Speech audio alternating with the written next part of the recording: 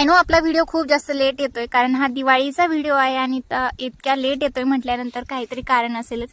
तर दिवाळी झाल्यानंतर आम्ही गावी आलो आणि गावी आल्यानंतर नेटवर्क प्रॉब्लेम आणि आजारी असल्यामुळे पण म्हणा, तर व्हिडिओ एडिटिंगला एवढं म्हणा असा वेळ मिळाला नाही, तर मग व्हिडिओ पोस्ट केलीच नाही. तर हा मिनी ब्लॉग मी तुमच्यासोबत खूप दिवसांना शेअर करते. आणि लाडूचं मला अभ्यंग स्नान करायचं होतं, त्यामुळे मग बाहेर गेलो फुलं वगैरे आणायला आणि फुलं आणले, मग डेकोरेशन केलं आणि छान तिच्यासाठी असं ताट सजवलं. अभ्यंग स्नान करायचं होतं, तर मग उठणं पण मी घरीच बनवलं आणि याचा व्हिडिओ तुम्ही आपल्या चॅनलवर पाहिला असेल, कारण बरेच दिवसाआधीच मी पोस्ट केला होता दिवाळी अगोदरच. तर तिलाही छान असं रेडी केलं आणि तिला व्हाईट कपडे मी वेअर केले होते. तर त्याने छान असं तिला गुंडाळलं आणि त्यानंतर मग तिला उठणं लावायला घेतलं, पण तिचं तोंड असं काहीसं झालं होतं, कारण तिला असं वाटलं की आई काय लावते अंगाला, आणि तिला हे असं काही लावल्यामुळे तिला असं इरिटेट होत होतं. त्यानंतर मग तिला छान अशी उठण्याने आम्ही छान असं रेडी झालो. त्यानंतर मार्केटमध्ये गेलो, कारण आमची शॉपिंग तर ऑलमोस्ट अगोदरच झाली होती, पण यांची शॉपिंग राहिली होती.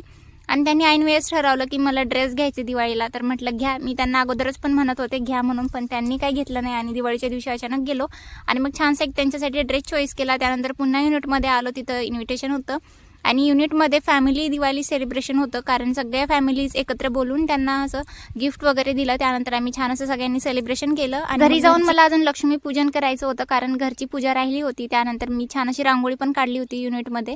आणि त्यानंतर लाडूचं इथं तिच्या अंकलसोबत फटाके वाजवायचं काम चालू होतं. तसं तर ती खूप जास्त घाबरते फटाक्यांना, पण तिच्यासोबत तिचे अंकल होते, त्यामुळे मग तिने मस्त एन्जॉय केले. आणि त्यानंतर मग घरी आले. छान अशी रांगोळी तर मी आधीच दुपारी काढली होती. त्यानंतर मग सगळीकडे दिवे वगैरे लावले आणि छान असा दिव्यांचा लखलखाट सगळीकडे होता. त्यानंतर घरची पूजा वगैरे केली. लेट झालं होतं म्हणून मग पटपट छान अशी पूजेची मांडणी करून घेतली आणि आऊंनी मदत केली होती. आम्ही दोघांनी मिळून छान अशी पूजा मांडली.